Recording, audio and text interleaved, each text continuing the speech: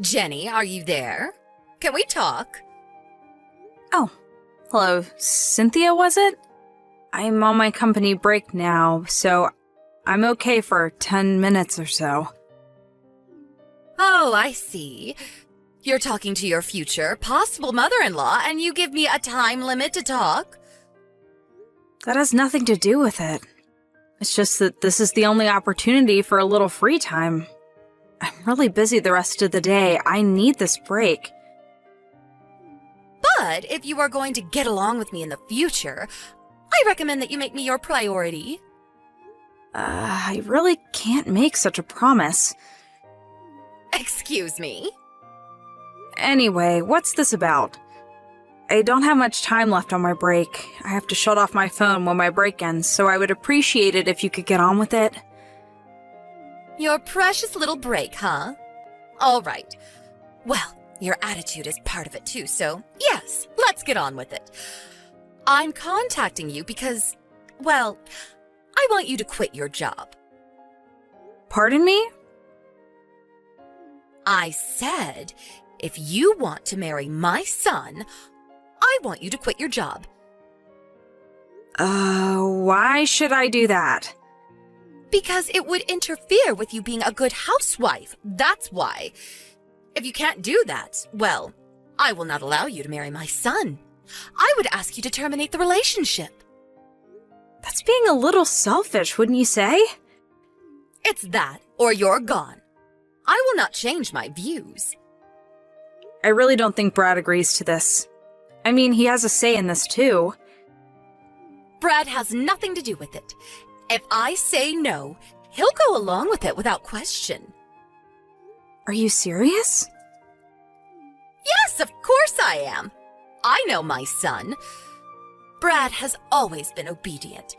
He cares for his mother and father. Although I was surprised that he picked a woman like you. But I'm sure you talked him into all this. I don't know what you said to him, but I know you probably tricked him. I'm sure if I have a little talk with him, he'll realize his mistake. Do you really think I tricked Brad into loving me? Why would I even do that? Oh, please, just pipe down, would you? I don't want to hear any more of your back talk. I was right. You really need more discipline if you're going to marry my son. I will allow you to marry my son if you agree to quit your job and have me train you to be a good housewife. If you can't do that, I will not give my blessing to this marriage. I'm sorry, my client just arrived. I have to go. We'll talk later. Huh? What? Wait a second, Jenny. Just have the guy wait. This is more important. Didn't I just say to give your future mother-in-law top priority?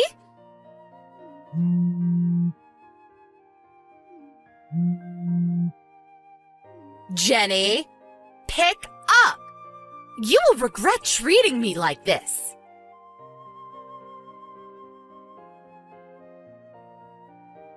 Hey, Brad, when do you think I should tell your mom about my job? I'm not sure. I guess it all depends on your dad's situation. Hey, did Mom contact you and say something? Yeah, she said if I didn't quit my job, she wouldn't allow me to marry you. Wait, what? Maybe you should take a look at my line conversation with her today. Probably way faster. I'll send that portion to you. Alright, go for it.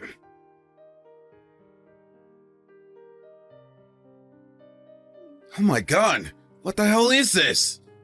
Doesn't she realize what kind of trouble we'd be in if you quit your job?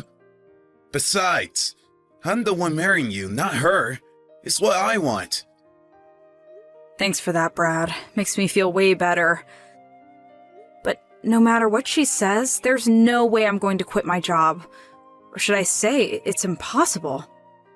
Yeah, well I guess she doesn't know all the details, so she'll say what she wants. Yeah, I guess you're right. We're just two people who fell in love and plan to get married. But it's really not that simple. There's that little point about your father that makes it complicated. Yeah, I know. I really didn't want to tell my mom about it so soon, but she brought up the thing about introducing this girl. My mom, the great matchmaker. She was always trying to introduce me to one prospective wife or another. Anyways, it all depends on my dad, I suppose. Maybe we should sit down with your dad sometime soon and discuss this. What do you think? Yeah, maybe we have no other choice. The situation between you and Mom is getting way out of hand. Probably better to straighten this thing out ASAP. Yeah, let's do that. Thanks, Brad.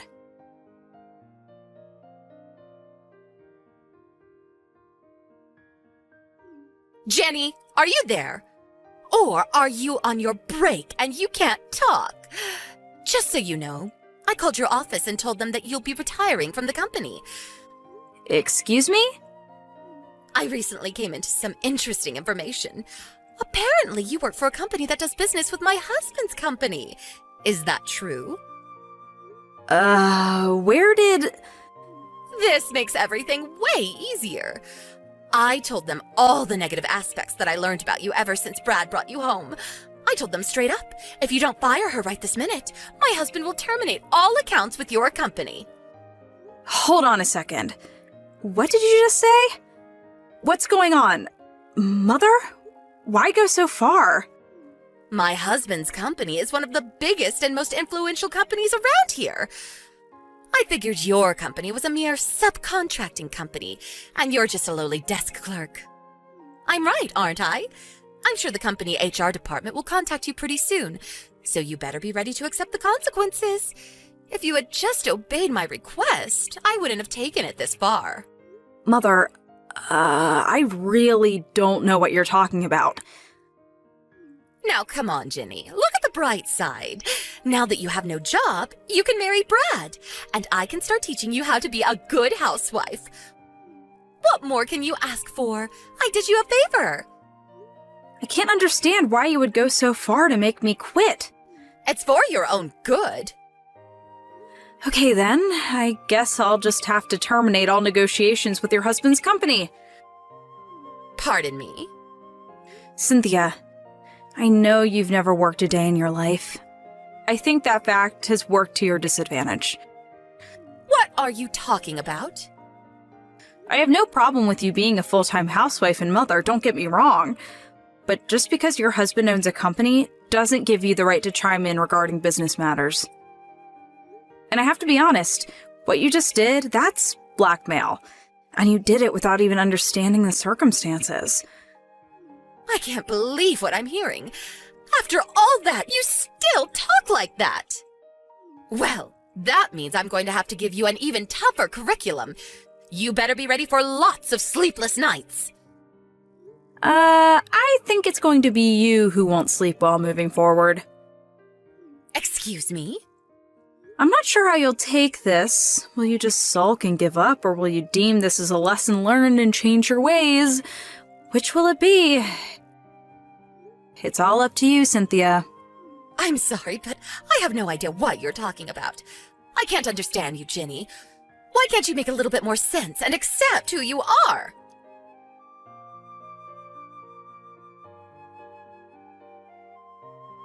Jenny, pick up right this minute. We have to talk. What am I going to do? My husband just asked me for a divorce. He said that in order for the company to avoid bankruptcy, I'm an impediment. He said I would drag the company down. On top of that, he said that you're the CEO of the company my husband is working with. That can't be right, can it? Apparently, your company is way bigger and more influential than my husband's. Yes, that's right. I really hate comparing our respective companies. You know which is bigger or more influential. We all have our good points and bad points, but your husband's company is currently on the verge of bankruptcy. And with the loss of a major client, that may be inevitable. Why? Why did things end up this way? I would ask you the same question, Cynthia.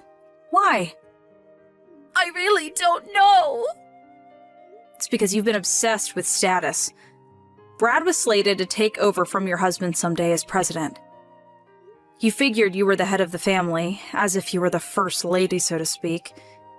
You even use the employees of the company as your own personal staff, ordering employees to pick you up in the company car and take you shopping or to a luncheon with friends.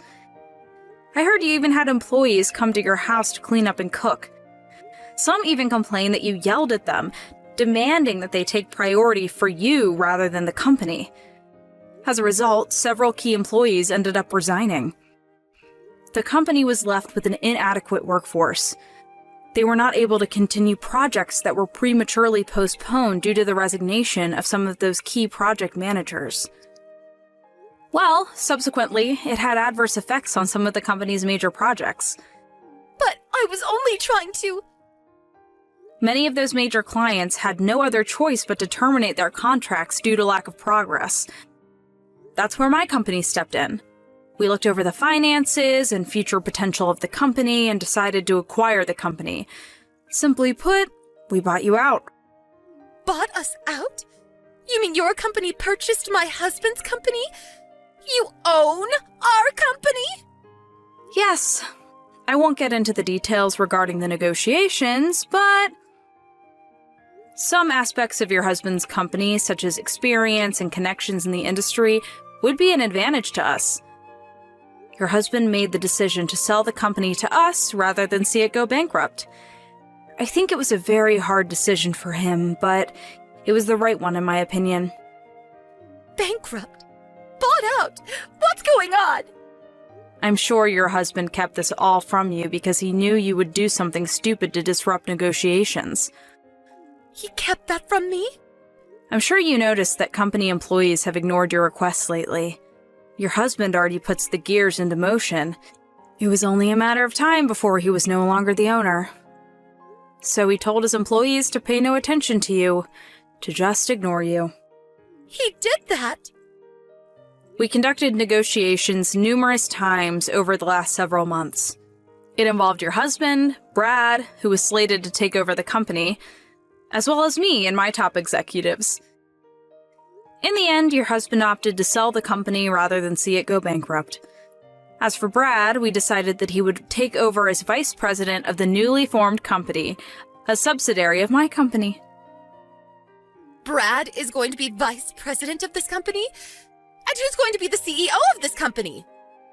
That would be me, for now. Well, it should be Brad! That was not solely my decision. It was voted on by the board of members, a sound business strategy. Well, during this time, Brad and I started seeing each other on occasion. First, it was all business, but gradually we got to know each other. Well, you know the rest. And that's where we are right now. If that's the case, could you talk to my husband and ask him to rethink this divorce?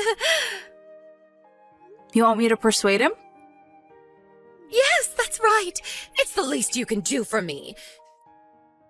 If you do that, I'll let you work for however long you want, and we can forget all about that housewife training, and I'll give you permission to marry my son Brad.